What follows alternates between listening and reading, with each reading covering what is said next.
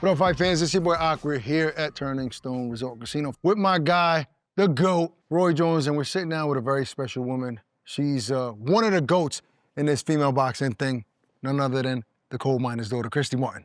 Thank you, guys. Thanks for having me. Let's hang out this morning and, talk about some crazy boxing that's happening. Talk, I mean, we're going to talk about all of that. First, I want to talk about you, and we'll tap onto your career a little bit. And it's a special interview for me because I remember I was part of that Mike Tyson, Don King era, and I talked about it in the press conference earlier this week, how you're the first woman that I saw and realized were like, wow, women can actually fight. Growing up, I never saw that. You know what I mean? So take me back to when you first walked in a boxing gym. So, first of all, women have been boxing since like the 1800s, right? Right, but I hadn't seen it. No, and not many people had. Right. So, when I first walked into a boxing gym, I clearly knew I was someplace I wasn't wanted.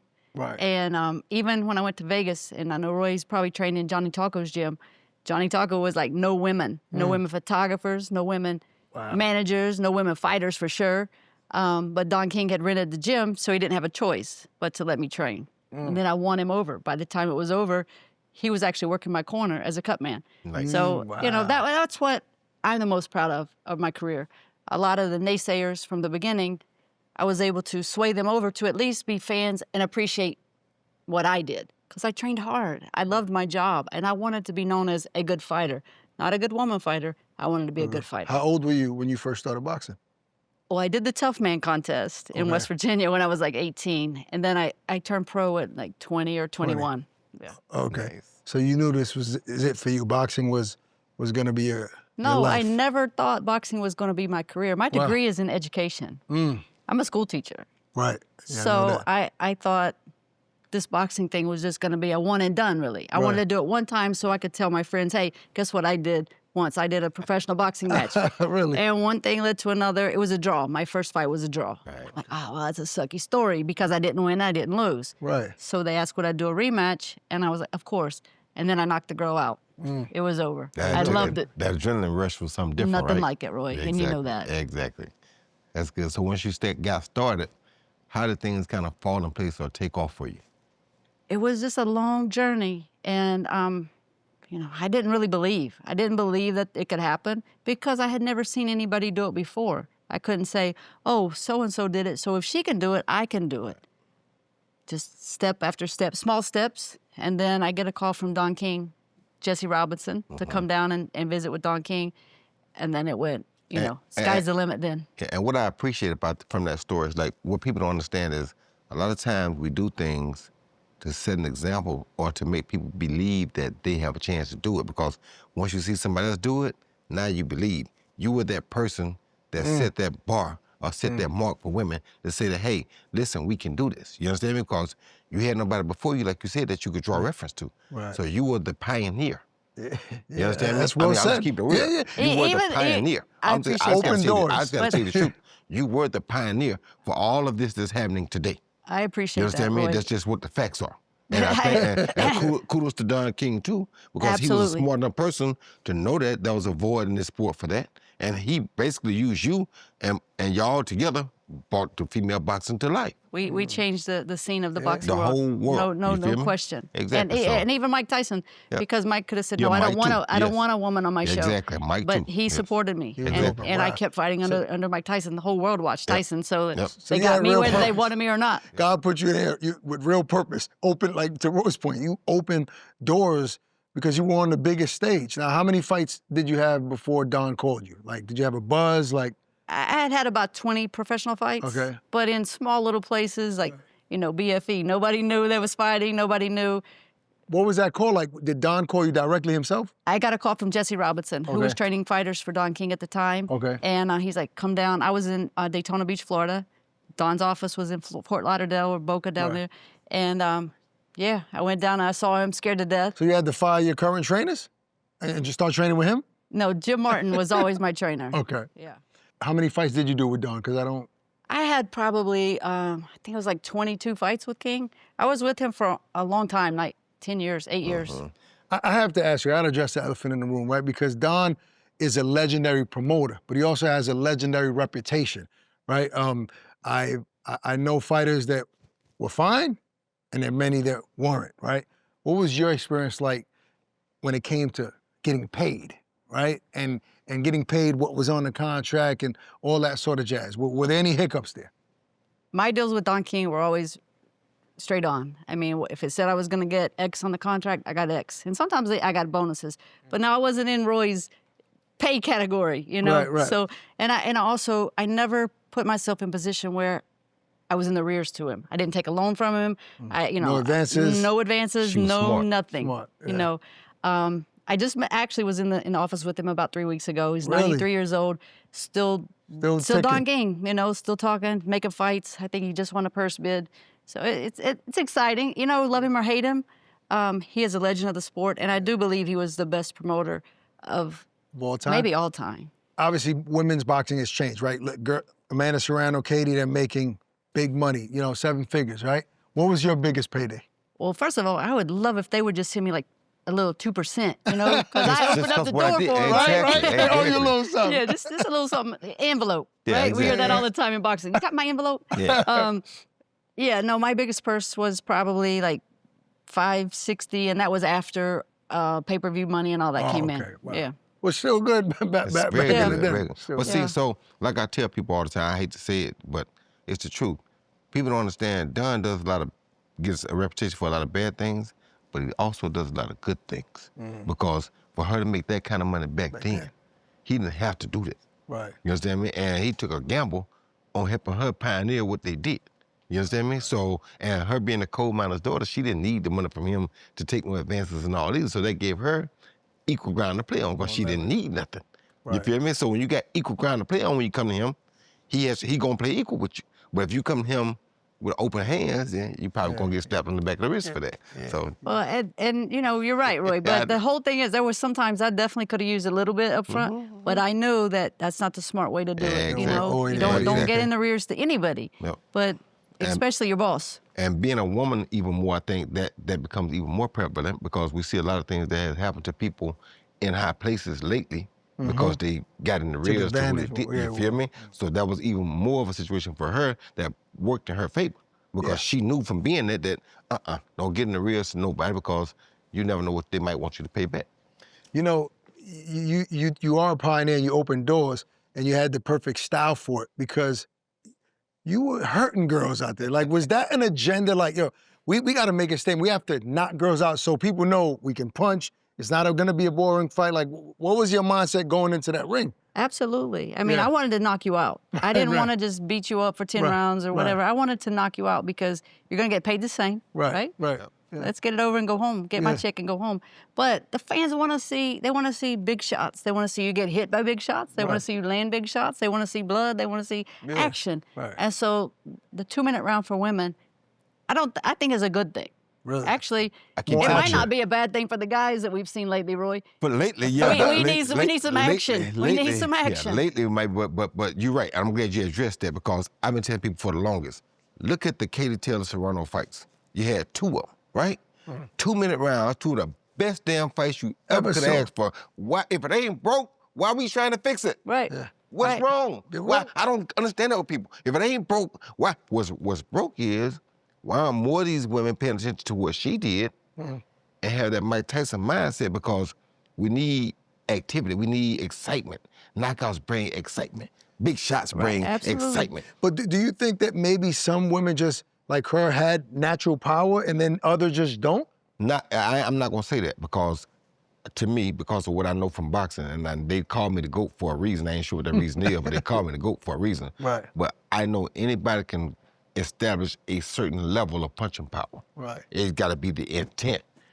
Christy intended to go do the same thing to you that Mike Tyson was intended to do to his opponents. that makes it's sense. the intent. That means you Am I got to lying? commit to the shot. Absolutely. It's I gotta mean, commit. first of all, So you can't trust she- the judges. Exactly. Right. And she on the undercard of Mike Tyson. How can you be on the undercard of Mike Tyson and not be excited?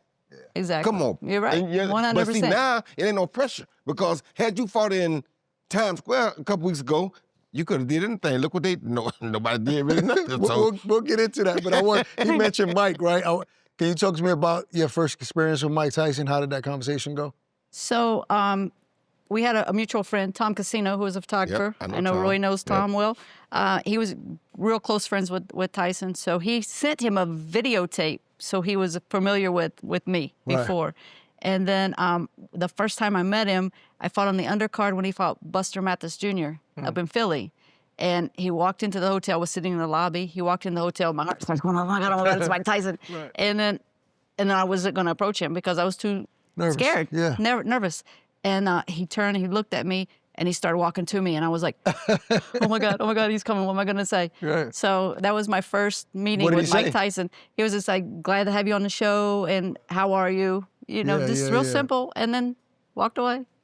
You know, he was always really good to me, always supported me, and he would tell me, go tell Don you need more money. Go tell Don you need more money. Oh, so he Yeah. motivated you to get paid. What's up? This is Barak the Boxing Bully, and we got some dynamite lined up for y'all. Jumping on all the action with our partners, DraftKings. Barak, is this Virgil Ortiz's toughest test to date? A lot of people are saying that Lubin could possibly upset Virgil Ortiz. I mean, there's a lot of stake here. We all saw what Jerome Boots Ennis just did at 154. We know that's the mega fight, even though both guys aren't champions. It's crazy to me, but this is a dangerous fight. Majimov on paper was supposed to be his toughest test. It was not. But Lubin, I think he's being underestimated by so many people. I think he's come a long way since that loss. He built his way back up. He has momentum coming into this fight. He's explosive. They both hit hard, so this is going to be a crazy match. You definitely do not want to miss these explosive fights. Check out all the DraftKings has to offer, but use the promo code ATSFights. The crown is yours. DraftKings has something for every sports fan in the world. Have some fun and check out all that our partner DraftKings has to offer via the app or the website. Join in on all the action. Download the DraftKings app right now. New customers, use the promo code ATSFights. Level up your fight night experience.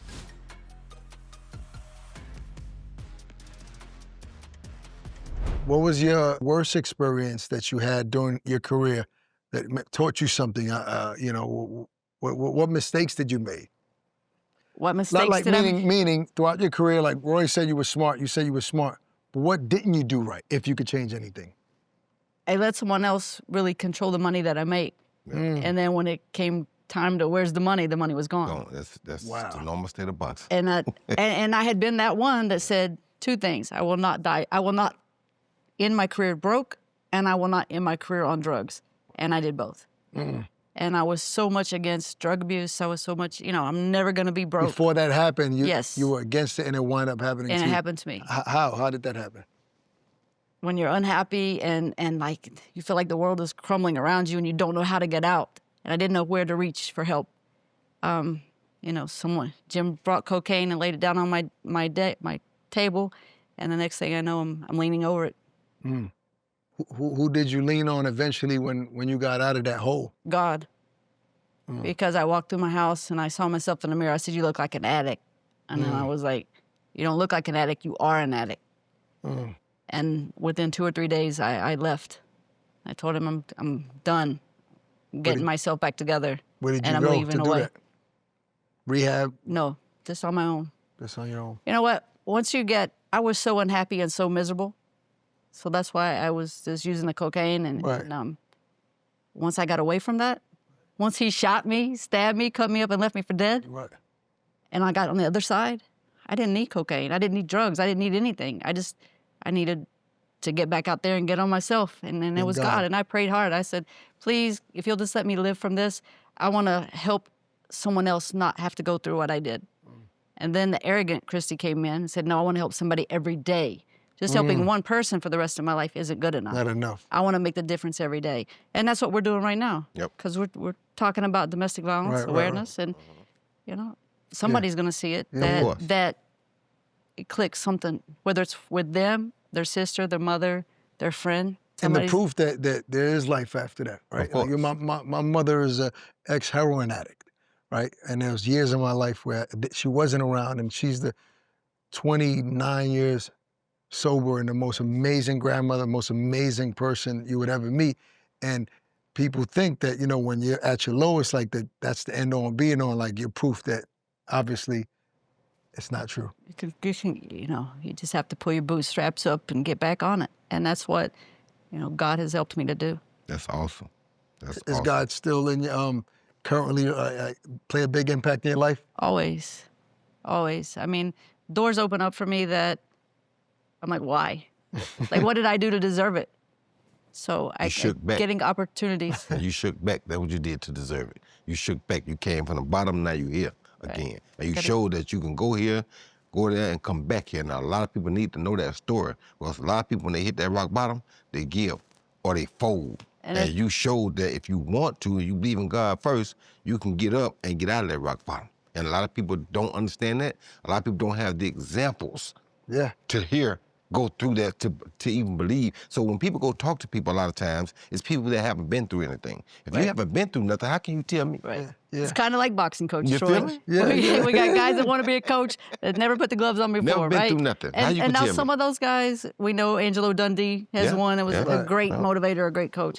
But there's too many guys in the gym now Too many. that just want to talk about boxing. Ain't never been And they've through never nothing. walked those steps. They just read about it. And this is the thing, like you said, I can talk to you from my heart. And that's what I do speeches and stuff. And like, look, I'm not a professional. I can just tell you from me, for you. from my heart.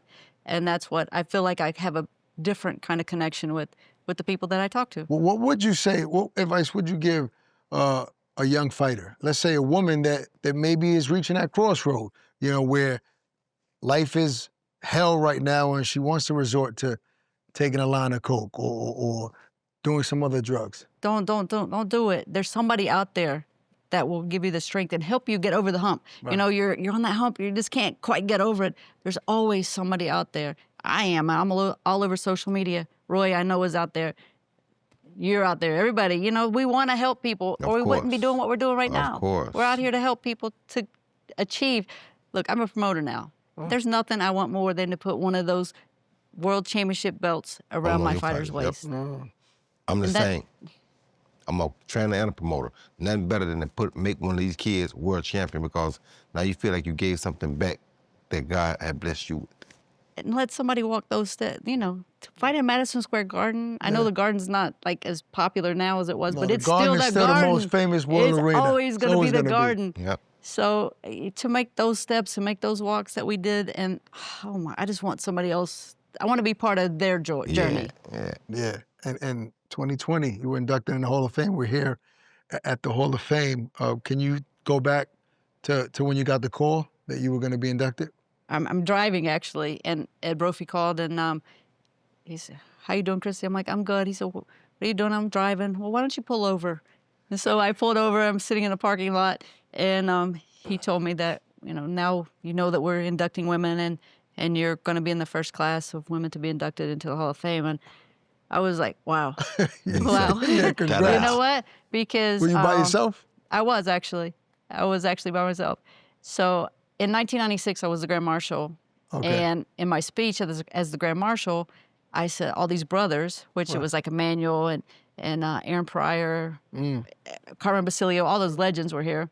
And I said, all these brothers are going to need a sister some year. Oh, wow. And then to get to be that sister was pretty awesome. That's wow. awesome. I mean, so you must have been overwhelmed with emotion. Absolutely, absolutely. And at the time, my little brother, my younger brother, was fighting cancer. And so I was like, oh, he's going to get to see me go into the Hall of Fame. And because of COVID, he passed before we actually had the ceremony. But I was so happy that, oh, my brother's going to get to see me go in the Hall of Fame. That's awesome. Did you ever imagine when you first walked into that boxing gym, or even when you started working with Dawn, that you would end up in Canastota? Never. I mean, first of all, women didn't get inducted into the Hall of Fame, and women's boxing wasn't even really taken seriously. I feel like that, like we kind of bridged that gap with me. Right. But yeah, no, never in my wildest dreams. I mean, to be promoted by Don King, you know, crazy. come on, that was a pretty big deal. I'm a coal miner's daughter from a town of 500 people in West Virginia. Katie Taylor, and Serrano have done something special as of late. Roy alluded to it being two of the most exciting fights you ever watched, and I was at both of them, and I can attest to that. What's your opinion of both of those women? Oh, they're both great fighters. They're both really good people. Right. Like they're the kind of people that you would like to go to dinner with, you know, hang out with, whatever. Good people. Good people. And I feel like both of them have, you know, they're in the gym. They're like not satisfied with where they are right now in their career. They're still trying to improve, even though they're at the They're top. already top, yeah. I really think if they fight 100 times, we're going to get 100 same more. thing. Yeah, we You know, are. it's Yeah, a we are. styles make fights, and it's a mentality and the heart that they both have. I don't. All the fights could be draws. You know. I mean, both fights were close. A lot of people felt Amanda won the first or the second one. I don't know. What's your opinion on that? I was at the first one, and I really thought it was a draw. Okay. And then I went home and watched it on TV. And of course, when you watch it on TV, you're Right. also listening to the commentators. Right. But I thought I would give the edge to Katie. Okay. Which she I'm did get that I'm first a fan of decision. Amanda. Right, so, right. you know, I also have to not go Take that out of- overboard. Right, yeah, right. yeah. Because, I want Amanda to win. Yeah, yeah, I yeah. don't want Katie to win too. You know, it was Yeah. it What was a about great the fight. second? And that's what was the most important thing. It wasn't just a great fight for women's boxing. It was a great fight for boxing. Exactly. Yeah. And especially selling out the Garden. I kept saying there's no way two women sold out Madison Square Garden. But when I got there and I saw it, It was like, electrifying. oh it was the my God. most amazing event I've ever been to. And so many fans for Katie Taylor. Of course. Listen, I mean, they came over here and supported. This is what people don't realize. The UK, their fans love their fighters. Absolutely. To me, Katie Taylor is the UK version of Christy Martin. Yeah, yeah. Because yeah. she's the first one, she's the pioneer for over there. Right, But yeah, because of yeah. Christy, she could do that, but she's the UK version. But so when they have a big fighter come to US, they come in with That was, you're right about that. I mean, she had probably more people in the Garden that She day. did. Puerto Rico's in there heavy too. I'm from New York and I'm Puerto Rican, so, but I love both women. But even beyond that, Roy, we have to give some respect to Jake Paul and what he's done for women's boxing, Absolutely. right? And him and Akisa and MVP, because what they did the second time around with Mike for Jake, it wasn't just about Mike and Jake. It was about shedding light on the undercard, right? And Katie and Amanda, to my understanding, at one point, it peaked at like 60 million people watching on Netflix, Right. which is insane, right? Right. Like that many eyeballs, but the women delivered. You know, they entertained the fans. Absolutely. And like you said, they can fight 100 times. Yeah, They're going to deliver every thing. time. Yep. Can you talk a little bit about, and I want to talk about Claressa Shields as well, but about Jake and his input in the sport for women's boxing? I think, you know, and Jake Paul's one of those guys, love him or hate him. You Right. know, some people love what he's doing, some people hate what he's doing. We have to give him a ton of credit for what he's doing for women's boxing, and especially for Amanda. I mean, Right. and now he's doing this all-women's show. Huge exposure because they're all associated with Jake Paul. And without him, you know, women's wouldn't have boxing, that you know, platform. we got to find that next person. Amanda's not going to fight forever. So there has to be that next U.S. superstar that's going to carry the torch, and keep women's boxing alive. Because right now, who is that next person? Well, we have to mention Clarissa, who's the only American fighter to win 2 Olympic gold medals. What's your take on Clarissa and what she's done for the sport? I think as an amateur fighter, to win 2 gold medals, are you kidding me? Just to get to fight for your country has to be the best feeling in the world. And Roy knows that And Roy feeling. knows too well and Yes. too bad. Oh, I don't know. man. That whole thing was Yeah. crazy. But We need to make a whole movie about that. yeah, for sure. And then as a professional, you know, she's out there. She's trying to carry the torch, I guess. Yep. But Go ahead. you know, she's hard to like. She's hard to support. And I get it. The bad guy sometimes sells. Right. The villain. But the villain. But right now, you need to be a little more likable. Get the people to want to watch you. Get the people to want you to win. I don't support feel you. like, and look, when you have to name yourself the GOAT, come on, let somebody else do that. And then you're the GOAT. But if you have to name yourself, that's why they were like, Jimmy Leno Jr. was like, we need to give you a nickname, Christy. I'm like, whatever it is, I don't want it to be like the knockout or so, you know, Right, something yeah. that you have to live up to. Right. So they came up with Coal Miner's Daughter, and I thought that was the We perfect loved thing. it. But when you call yourself the greatest, I mean, that's an awful big statement. I mean, Ali did it. He was different. Yeah. Yeah, now I'm not comparing her to Ali, but I'm saying He was different. He could do that because he was different. Yeah, He the only he person did. that could do that. You know, it's a tough one with Clarissa because, well, first of all, now she's up as a heavyweight. Right. We'll see if maybe that's going to be her place. The women's boxing pool of fighters and opponents is small. So I get it. She's moved up to try to take the fights and make fights that make sense. But just with Ali, he could call himself the greatest of all times. But he did more than just in boxing. Yes. His statement was much bigger than what he did in the ring. Of course. Right. Because I do believe that as far as just in the ring, we have lots of arguments that we could say other fighters were at least as good or maybe better. But when you have impact outside the ring, but it's then a you different take level. the whole picture and put together. And what he it's was different. doing in the ring while what was going on outside of the ring. Yeah. You understand me? I mean, While come being on, bro. distracted with all the You noise. feel me? You got all this stuff going on. They take you, and they took your best years away from That's you. different. He's a different You type feel of... me? You can say that. Yeah, it's a great point. Nobody else can say that. If you see a fighter, a young fighter, a woman, walk into the gym, what would stand out to you in order for you to say, okay, she can be great, she has potential?